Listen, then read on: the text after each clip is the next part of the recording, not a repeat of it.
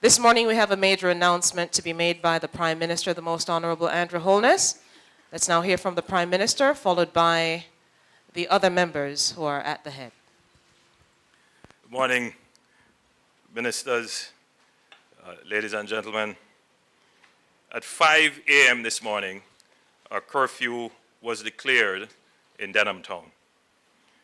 At 5:48, a full-strength JDF joint force was in control of the area to be termed the Denham Town Zone of Special Operations. The order to declare the zone was gazetted at 8:30 a.m. As of today, as Prime Minister, acting in accordance with the advice of the National Security Council, I have officially declared the second zone of Special Security and Community Development Operations under the Law Reform Zone of Special Operations, Special Security and Community Development Measures Act 2017. After careful consideration, and I have the gazetted order in my possession. After careful consideration, the selected zone was deemed to have met the first order criteria for being considered and declared a zone. And those first order criteria would be ongoing gang warfare, rampant criminality, escalating violence and murder, and a threat to rule of law. Several other communities, of course, would have been deemed as meeting the first order criteria.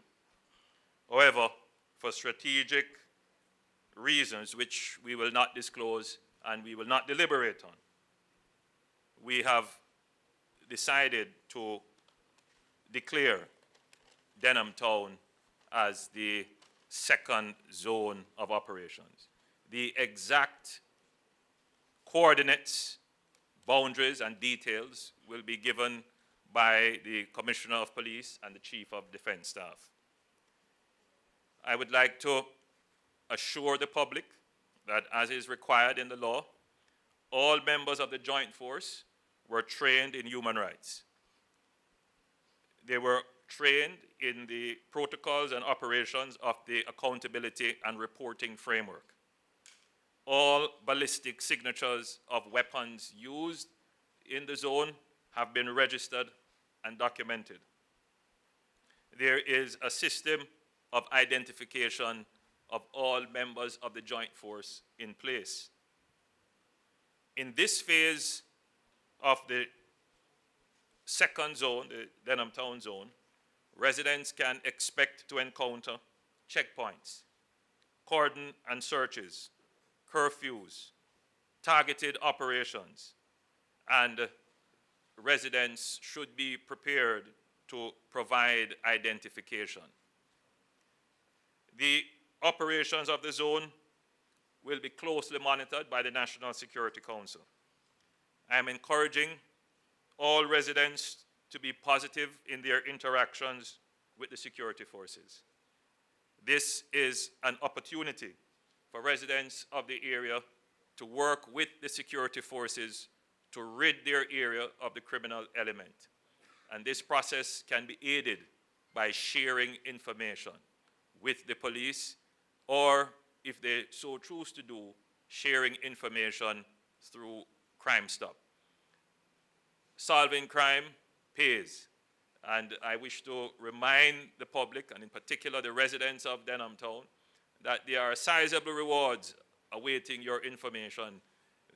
You will recall that the government announced a $100 million fund that is provisioned, and people have been receiving their rewards because they have been sharing information, and we have been reaping success in the recovery of firearms, as you would have seen. If we all come together as a country, if we all work together and take a positive attitude towards solving crime, towards fighting crime, towards making our community crime-proof, we can make Jamaica a safe place again. Thank you.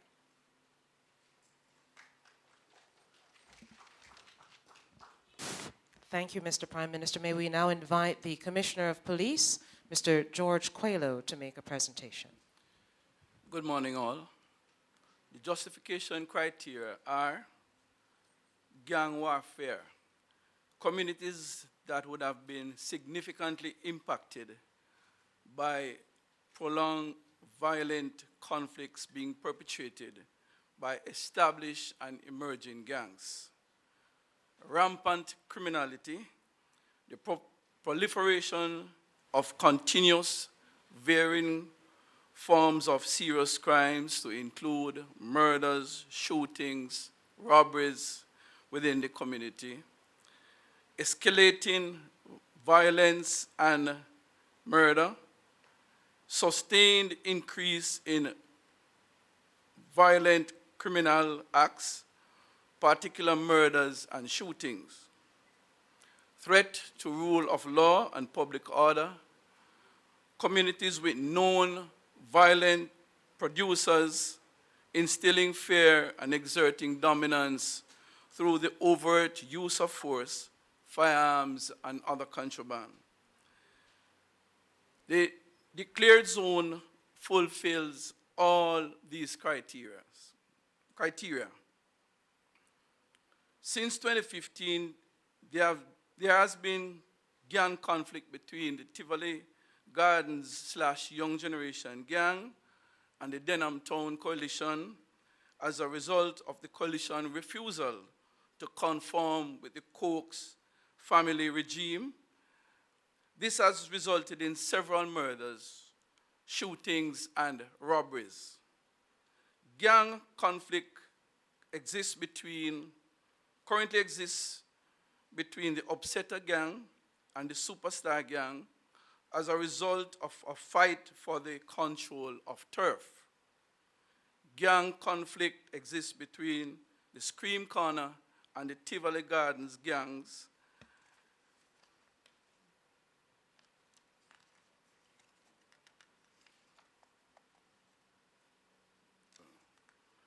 Denham Town has been plagued with serious crimes, resulting in shooting and injury of Leighton Cook, O.C. Liberty, in April of this year. The ongoing gang feud have resulted in increased violence in the area, which directly affects the free movement of residents, and also has a negative impact on economic and social activities within the community and surrounding areas. Gangs. There are 12 known gangs operating in Denham Town: Upsetter Gang, Superstar, Strikers, Boys on the Bridge / Scare Them, Scream Corner, 666, Tivoli Garden / Young Generation, Shooters Hill, New Kids on the Block, One Way, 4-Story, and Brawling Gangs. Denham Town community has been plagued with serious crimes resulting in approximately 82 victims between 6 and 65 years old in 2017 alone. Murders and shooting primarily resulted from the feud between the Tivoli Gardens gang and the Denham Town Coalition gangs. Majority of murders, shootings, and robberies occurred at Dumfries Street, Spanish Town Road, Wellington Street, and Rose Lane. These areas are dominated by Strikers, New Kids on the Block, One Way, and Boys on the Bridge / Scare Them gangs. Since the shooting and injuring of Leighton Cook, O.C. Liberty, allegedly by members of the Scream Corner and Rich and Famous gangs, there have been several reported incidents, especially between July and August of this year. The gangs within Denham Town are involved in numerous murders and shootings. These Violent crimes instill fear in residents, which help to perpetuate power and influence within the space. The violence producers are generally dons and top-tier gang members who dominate the communities through illegal activities such as extortion, armed robberies, and contract killings. They are heavily financed by these nefarious activities, and the proceeds are used to purchase weapons and ammunition to strengthen their arsenal. In 2014, there were 9 incidents resulting in 20 victims.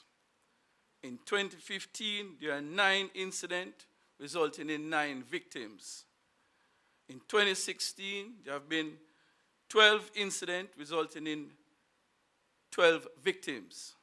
And so far this year, there are 17 incidents resulting in 17 incidents, and that is as it relates to murders. Robberies, in 2014, there have been 9 incidents resulting in 10 victims. In 2015, 9 incidents resulting in 9 victims. In 2016, there have been 12 incidents resulting in 12 victims. And in 2017, so far, 17 incidents resulting in 17 victims. The situation relates to robberies and shooting are almost similar. But I'll just give you, as it relates to shootings. In 2014, there have been 31 incidents resulting in 50 victims. In 2015, 21 incidents resulting in 37 victims. And in 2016, 32 incidents resulting in 58 victims. And in 2017, 26 incidents resulting in 53 victims. In 2014, we have 9 incidents of murders resulting in 10 victims. In 2015, 9 incidents resulting in 9 victims. In 2016, 12 incidents resulting in 12 victims. And so far this year, there are 17 incidents resulting in 17 victims. Thank you very much. Thank you, Mr. Commissioner. May we now invite the Chief of Defense Staff, Major General Rocky Meade, to make his presentation. Thank you very much. Ladies and gentlemen, I will seek to outline the specific area that this zone covers. In the north, basically running along Greenwich Street, Metcalfe Street, and Racecourse Lane, more specifically, starting at the intersection of Albert Street and Greenwich Street, continuing east along Greenwich Street to Metcalfe Street, then moving north along Metcalfe Street or Upper Milk Lane to Racecourse Lane or Blunt Street, continuing east along Racecourse Lane or Blunt Street to a fence line forming the western periphery of the Golden Heights housing development, also annexing the northern and eastern sections of the said development, traveling south along a paved gully and continuing to the intersection of William Street and Upper Rose Lane. On the east, basically it runs along Rose Lane, more specifically, starting at the intersection of William Street and Upper Rose Lane, and continuing south along Rose Lane to the intersection of Beeson Street and Rose Lane. The southern boundary, basically it runs along Beeson Street between Rose Lane and Spanish Town Road. More specifically, starting at the intersection of Beeson Street and Rose Lane, continuing west along Beeson Street to the intersection with Spanish Town Road. The western boundary, it basically runs along Spanish Town Road between Beeson Street and Albert Street. More specifically, starting at the intersection of Beeson Street and Spanish Town Road, continuing northwest along Spanish Town Road to the intersection of North Street and Spanish Town Road, then east onto North Street to the intersection with East Street, moving north along East Street to the corner of the perimeter wall of the Denham Town Primary School, then traveling southwesterly along the perimeter wall of the said Denham Town Primary School that abuts a line of residents projected to along a fence line on a similar trend and ending along a section of Spanish Town Road and Albert Street in the vicinity of the Denham Town Police Station. Basically, that western boundary goes around the Denham Town Primary School so that the school is not within the zone. I want to, again, as the Prime Minister had mentioned, encourage citizens to support the effort. There's a ZOSO hotline, 1-888-225-ZOSO or 9676. And just to remind you that there's a system of identification in place. All members will have the yellow ZOSO patch, which I had displayed previously at the last announcement, and all members, the system requires members to have their individual name tags as well. Thank you very much. Thank you so much, CDS. May we now invite the Minister of National Security, the Honorable Robert Montague, to make his presentation. Thank you very much, Naomi. Prime Minister, ladies and gentlemen, the Ministry of National Security, in support of the zones of special operations, have undertaken a number of initiatives that will not only increase citizen safety and security within the zones, but across the entire Jamaica. We have invested heavily into the intelligence network. That this investment has been a long time in coming, and the infrastructure within the intelligence network was decaying and almost non-existent in some aspects.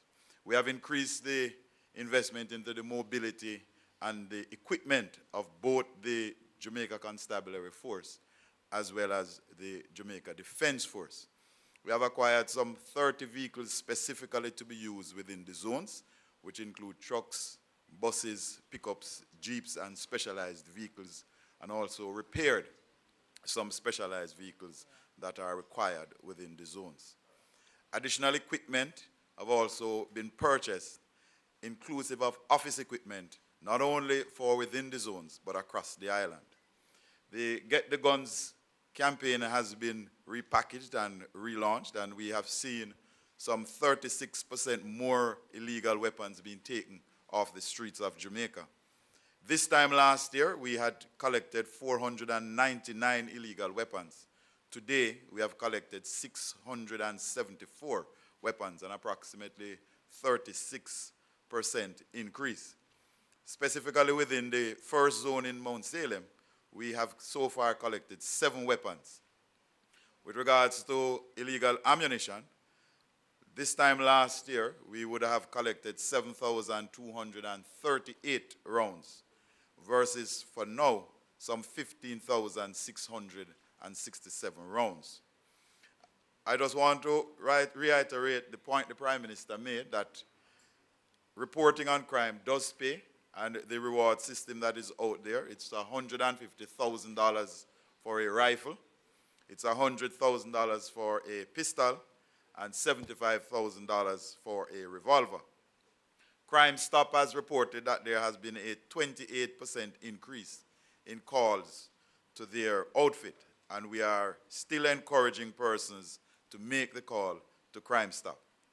With regards to the apprehension fund, we have been very successful with that. We are wanted persons. There's a bounty of $1 million on each fugitive, and so far, it has resulted in the demise of Marlon Perry, also known as Doppelfim from St. Thomas, Saddam Mullins from Westmoreland, Glenroy Roach from Hanover, Paul Lewis and Daniel Whitaker from the G-City gang in St. James, and 4 of East Kingston most wanted have all been treated with and rewards paid out from our Apprehension Fund. We at the ministry have launched a victim support fund in a partnership with an NGO where we offer some level of support to victims of gang and gun violence.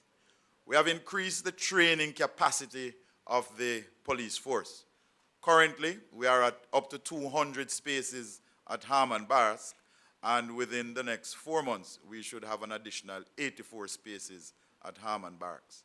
At the National Police College, we are now up to 450 per batch, and we have signed an MOU with the University of the West Indies that will allow us to train every 6 months some 300 additional police officers. We are also in discussions with 2 community colleges to introduce a training program with them in an effort to increase the numbers of police officers on our streets.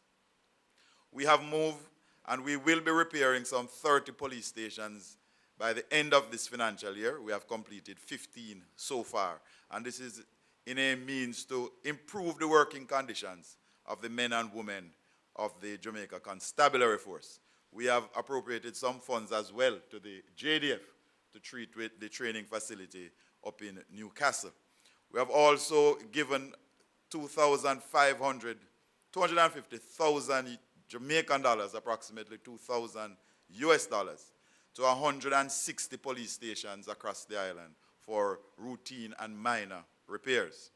We have upgraded the police radio network. We have installed additional CCTV cameras in Montego Bay and in Ocho Rios, and we are now installing cameras in Negril, Spanish Town, and we have so far in Kingston installed some 31 CCTV cameras. We are moving with a program that is dear to my heart to ensure that internet service is available at every police station in Jamaica, including 8 that I'm being told it is almost impossible to get internet service there. We are moving on a program to introduce more and more technology within our security apparatus. The Zozo reporting app and the JCF Doc app, both apps were developed by members of the Jamaica Constabulary Force, and they are being used as we speak. A special team have been put together to treat with app development within the Constabulary Force. We have upgraded the Stay Alert app, and we now publish the pictures and profiles of wanted persons in the alert section of the Stay Alert app, and we are still encouraging more and more Jamaicans to download the Stay Alert app. With regards to the other apps that we are about to deploy, the Jampol Stat app, which is an app to collate police statistics and overlay it on a GIS map of the country. The Jamaica I-app is to develop a network for CCTV cameras, both private and public, across the country, and putting it into a control center. The ministry is about to launch a video competition about citizen safety and security within primary schools. We are hopeful that these initiatives will result in a reduction of crime across Jamaica. We ask for patience because crime and solving crime is not an overnight thing. There's no quick fix, there's no instant solution because there's no switch that we can use to turn crime off. Thank you. Thank you so much, Minister Montague. May I also thank the Prime Minister, the Commissioner of Police, the Chief of Defense Staff. We're ready to take your questions, ladies and gentlemen. Before we do that, may I recognize as well members of the Cabinet who are present, Minister Chang, Minister Chuck, Minister Mackenzie, Minister Bartlett, and Minister Tufton, as well as the permanent in the Office of the Prime Minister, Audrey Sewell, and the Permanent Secretary in the Ministry of National Security, Diane McIntosh, as well as the the National Security Advisor, Major General Anthony Anderson, and members of the National Security Council who are present. May I now invite you to ask your questions. Again, would you please raise your hand? Once you are identified, we will provide a microphone to you. Could you identify yourself by name and your media entity and ask your question? We've allotted a few minutes for questions, so it's over to members of the media. All right, in the back, yes? Good morning, Andrea Chisholm from TVJ. Who are the responsible officers, meaning JDF, JCF, for the Joint Command? Senior Superintendent Everall Linton from the JCF is a responsible officer. Thank you. And Lieutenant Colonel Murphy Price from the Jamaica Defense Force. Quickly, I realize the Prime Minister was emphasizing the stats while the police commissioner was talking. I take it that you have verified them on this occasion and there will be no problems with persons complaining about the stats? I am confident in the stats presented. In the back? Well, I'm sorry, could you stand and ask your question, please? Yeah, I'm Balford Henry, observer. The first question that came to my mind is why Denham Town and not Tivoli Gardens? Well, firstly, I wish to repeat the point that the declaration is done on the advice of the security forces, both the military and the police. They have to concur that this is the next zone. I wish to also reemphasize the point that I made earlier, that the requirement in the law is met, meaning that there are 4 criteria, which we call the first order criteria, that there is ongoing gang warfare, rampant criminality, and escalation in violence, and all of that amounts to a threat to the rule of law. So there are several communities that would have met the first order criteria. Then for strategic and tactical reasons, which I am not in a position to discuss or deliberate on, that is a matter for the security forces to determine, and they have so determined.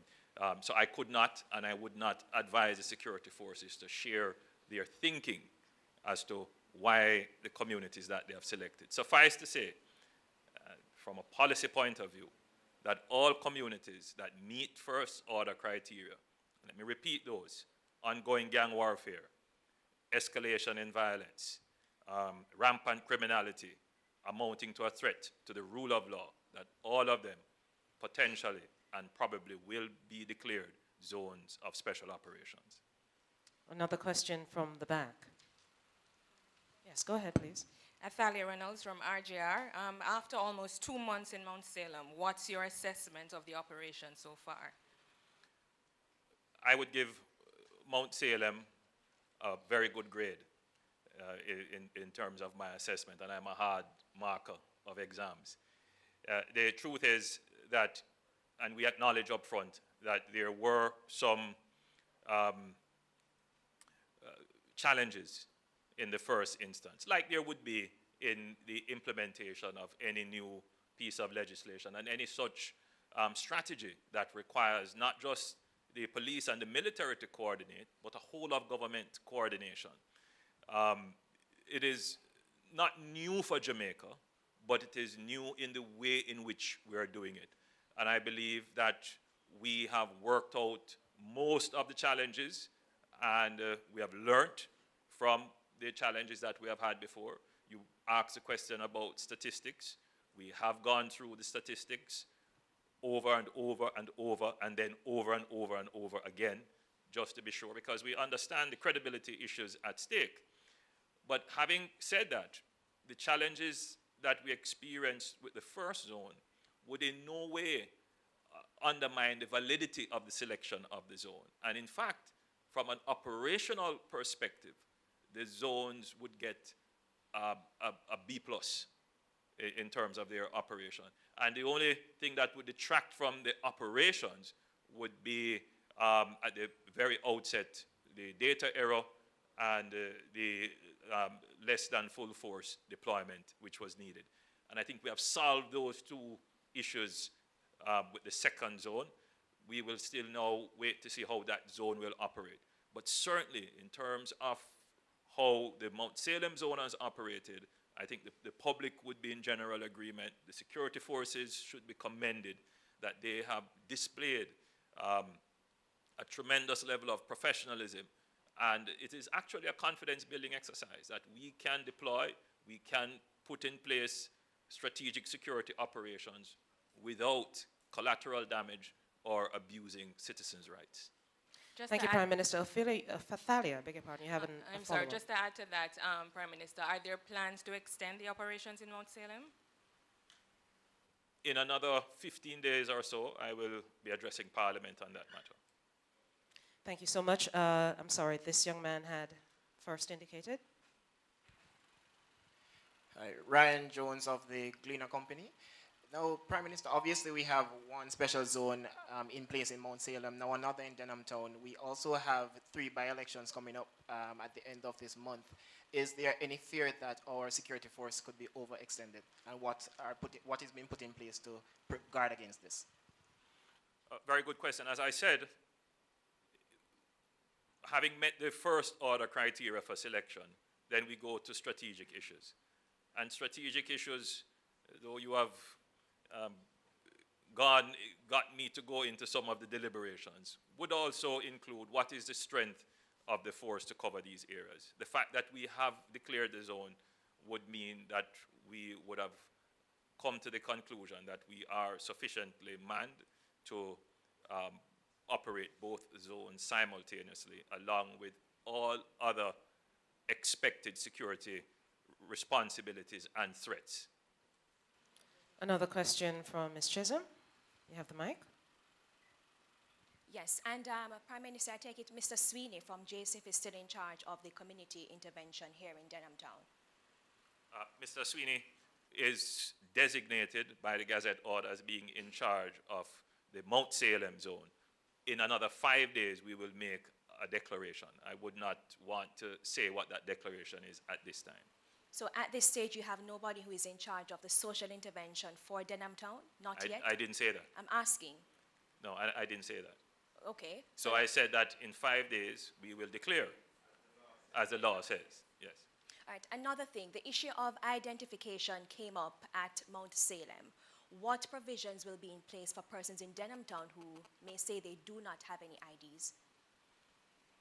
We require persons to provide identification. The security forces, whether or not they are in a zone or operating normally, would have the ability to apply discretion in coming to the determination of identification. The optimum situation is that every single citizen of Jamaica should have identification. And as we did in Mount Salem, the state will make provisions for this to occur. All right, thank you so much, Mr. Prime Minister. Any further questions, ladies and gentlemen? Ryan, let's, all right, Ryan. All right, Ryan, yes, just step right back. There you go, Ryan. My apologies. Minister Montague, you made mention of the Victim Support Fund. Also, the Sunday Gleaner revealed recently that there were certain family members of criminals who were taking out life insurance on these criminals and therefore collecting proceeds. I want to know if this would be looked into as a means of also getting funds from some of these family members who are benefiting from the proceeds of these criminals in crime to help to support some of the victims. I believe an insurance contract is a private matter between the insured and the insurer. So I don't think the state would have any local standard to get into that. But what we have done is to form a partnership with an NGO along with the Community Safety and Security branch of the JCF to work with victims of violent acts. All right, our final question then from Mr. Henry. Mr. Montague, I just wondered, you spoke about extensive use of CCTV a while ago. I just wondered how effective that has been in the fight against crime, because, I mean, people have been calling for it, but there's nothing to tell us whether it's working or it's helping.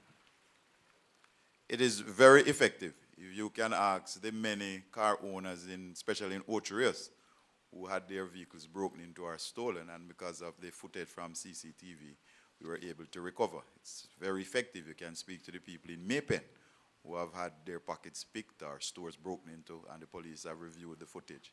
So it is very effective. There are homeowners I have seen on Facebook, many homeowners putting up burglars who have entered their homes, and the police have been able to apprehend. And any measure that this administration can use to apprehend one we believe it is successful. The CCTV is very successful, and as we continue to roll it out and to roll out the Jamaica Eye app, more and more benefits will be accrued. Thank you so much, Minister. Thank you so much, members of the media, for your kind attention. The Prime Minister would like to make a final statement. Just in closing, the zones of special operation is one tool in the toolkit.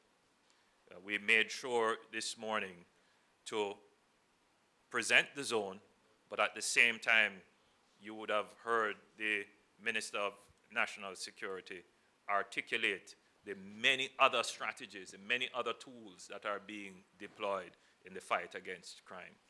I recently had the occasion to review the crime statistics, and it is amazing that all other crimes are trending downwards, that the police is being very effective in recovering more weapons and ammunition, though it could be debated that the increased recovery is because there are more weapons and ammunition being brought in. Both could be true, but both are also very alarming. That the volume of weapons that are coming in and being recovered is something that the government is concerned about, and every single citizen should be concerned about. The police, I believe, have stepped up their operations, and you are seeing the results supported by the military. The zones give us strategic reach into areas, and it gives us quick response, but it is also a confidence building measure.